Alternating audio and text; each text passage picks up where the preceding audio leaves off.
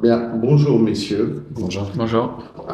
Voilà, donc tout d'abord, je suis très heureux de votre invitation dans les locaux d'EOSCare.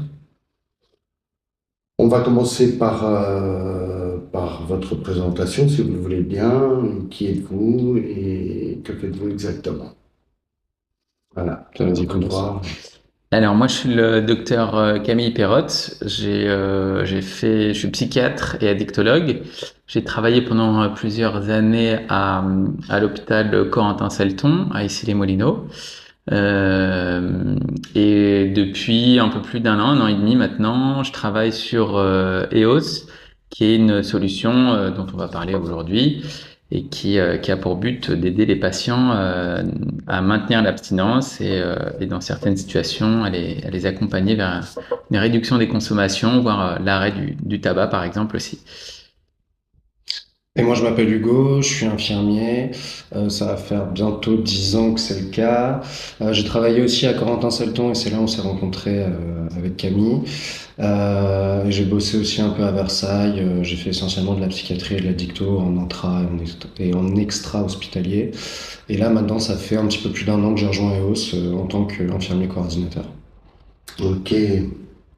Alors, Consultations par semaine, mais l'idée c'est, voilà, si on devait retenir qu'une chose, c'est que EOS, c'est des consultations qui sont courtes, en visio sur le téléphone et sur l'application EOS, avec un addictologue 2 fois par semaine pendant plusieurs semaines. Ouais. quand vous dites courte, c'est à peu près combien de temps C'est aux alentours de 10 minutes. En fonction des situations, évidemment, quand on rencontre le patient, on va passer plus de temps avec le patient. C'est important de créer l'alliance. Mais l'idée, c'est de pouvoir partager aussi un peu le quotidien avec le patient. C'est là où la visio est très importante.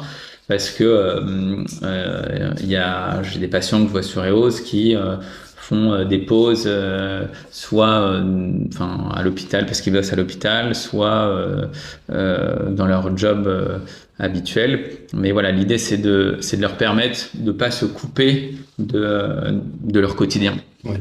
Ce qu'il faut préciser, c'est que ça passe à travers une application mobile sur laquelle il y a des ateliers qui sont orientés thérapie cognitivo-comportementale.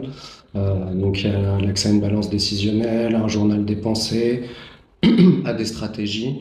Et tout ça se fait à la fois de façon personnelle, parce qu'on a toujours accès à ces outils, et de façon accompagnée, parce que ces outils sont aussi partagés en direct avec vos soignants, et vous avez toujours le même binôme référent, infirmier et médecin une fois que vous rentrez sur EOS.